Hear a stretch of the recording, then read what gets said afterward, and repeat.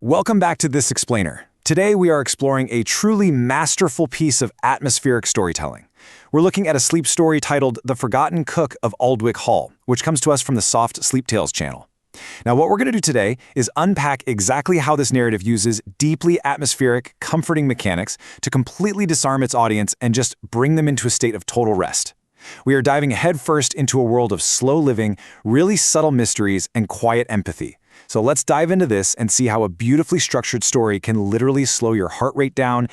Our story starts with the arrival of our protagonist. She's a 36-year-old cook named Nell Marsh.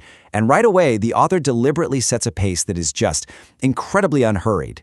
Nell is arriving at Aldwick Hall on a really dark November evening, and the text describes her horse moving with unhurried patience. You know, that is definitely not an accident. Right from the very first paragraph, this source material is establishing a slow, totally immersive pacing. As a listener, you're basically being told, hey, there's no rush, no sudden movements, and absolutely no stress here. We are entering a space where the world just slows down. And this brilliantly illustrates exactly how setting builds a feeling of safety.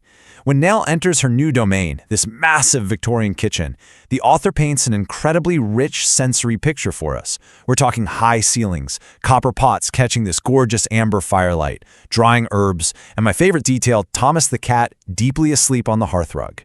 This highly specific sensory language instantly places you in a space of timeless routine. Actually, that sleeping cat is a brilliant touch because it's a literal biological cue for safety. Think about it. If an animal is profoundly asleep, the environment is secure. You're being invited to just feel the residual warmth of a day's cooking and let your guard down entirely. Section 1. The Faded Green Notebook. Let's look at the core mystery here. Because every good narrative needs an engine, right? It needs a gentle hook that keeps you engaged, but without creating any anxiety. And the central mystery here is found tucked away in a small drawer. It's a faded, green, cloth-bound notebook. But what Nell finds inside isn't just a simple list of ingredients. No, it is a meticulously observed emotional map of the entire household, left behind by the previous cook, Martha Webb. These are incredibly specific recipes. It's not just, make soup. It's for Mrs. Poole, when the cold gets into her hands in January. It's dark rye bread for James when the horses are difficult. It's lavender cake for Lily when she's crying. And it's warm milk for young Clara during a thunderstorm, complete with the explicit instruction that it must be delivered in person because the child needs to see a friendly face. These are highly specific, emotionally targeted recipes that serve as a secret guide to the household's hidden vulnerabilities. So the absolutely crucial point to take away here is that food in this narrative is acting as a silent, unspoken language.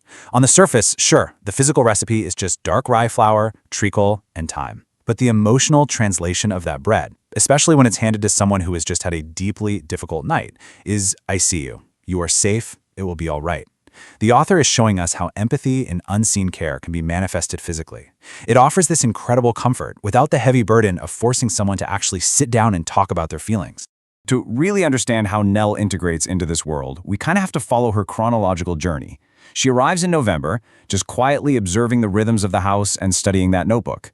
Then December brings the frenetic, super demanding energy of the Victorian Christmas season, which tests her physical endurance and her knowledge of the staff's limits. And then comes January, that deep, settling freeze where Nell finally achieves full mastery of the kitchen's emotional language. This timeline perfectly shows her progression from a stranger just observing the estate to becoming the vital, beating heart of the household. Section 2. Food as Unspoken Language. Let's explore the exact moments where Nell begins to put Martha's notebook into practice, starting with Lily, the young scullery maid. Here is the step-by-step breakdown of Nell's incredibly subtle caretaking. Interestingly enough, Victorians heavily relied on lavender, not just for perfume, but specifically to calm the nerves. So, we see this in step 1. She hears Lily crying quietly. Step 2, and honestly, this is vital. Do not ask what is wrong or demand an explanation. Instead, we move to step 3, make a small lavender and honey cake. And finally, step 4, leave a slice quietly at Lily's place. The lavender provides that calming scent, the honey offers warmth, and the silence? Well, that gives Lily the space and dignity she needs to steady herself. It is an act of profound, protective care that demands absolutely nothing in return. We see this repeated again with James the coachman. After he has a brutally difficult night tending to a sick horse, Nell bakes the dense, dark rye bread from the notebook and sends it straight to the stables. The source text summarizes the impact of this perfectly. It says, "That is what the bread does." It says, "I see you," without requiring you to be seen. I mean, just think about how powerful that is. Reinforcing this core theme of silent support is exactly what makes the narrative feel so incredibly comforting and safe for the audience. Section 3. The Real Cold of January. So, the story now shifts into its narrative climax as the deep, biting cold of a Devon January finally arrives. And I absolutely love how the author uses sensory contrast here. The text reads, "The winter cold makes the warmth inside more itself, the steam from the pots more visible, the amber light against the frost more precise. By emphasizing those harsh, freezing external elements, the profound coziness and protection of the kitchen are just magnified. The contrast literally makes the safety feel warmer, acting almost like a weighted blanket for the listener." Now, this deep cold triggers the most pivotal interaction in the whole story.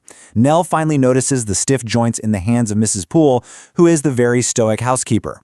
Recognizing the exact scenario from the notebook, Nell prepares the specific onion barley soup and brings it directly to Mrs. Poole's sitting room, and what follows is this profound moment of recognition. Mrs. Poole realizes that Nell hasn't just learned recipes, she has actually learned Martha's language of care.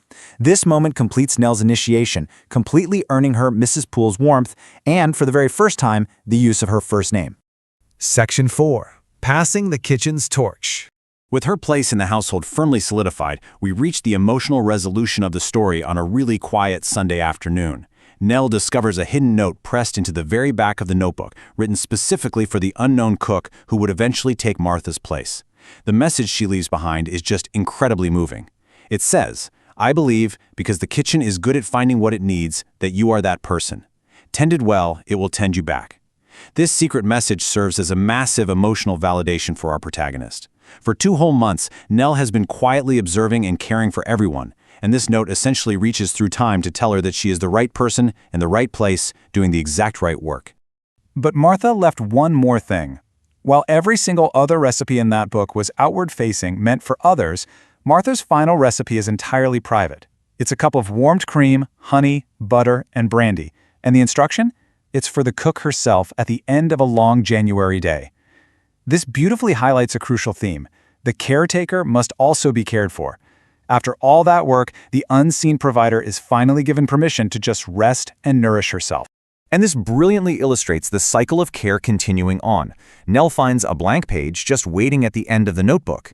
In a highly symbolic move, she takes the pen that's usually strictly reserved for the practical household accounts, basically transforming a tool of commerce into a tool of empathy.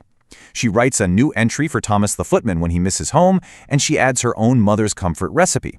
By doing this, Nell seamlessly merges her own history into Martha's 31-year legacy. She is no longer just reading the book. She is writing the next chapter. So, as we wrap up this explainer, I want to leave you with a bit of a provocative question to chew on. How often do we notice the unseen caretakers in our own lives and the silent ways they say, "I see you"? Because this story isn't just about a Victorian kitchen. It's a really deep reflection on the quiet, uncelebrated acts of empathy that hold our own lives together. The meals made, the space given, the silent support offered. It prompts us to consider and really appreciate those comforting actions around us. If you want to experience this masterful pacing yourself, I highly recommend checking out the original Sleep Story. Thank you so much for joining me today to explore this beautifully structured narrative. Take a deep breath, appreciate the quiet moments, and I'll see you in the next explainer.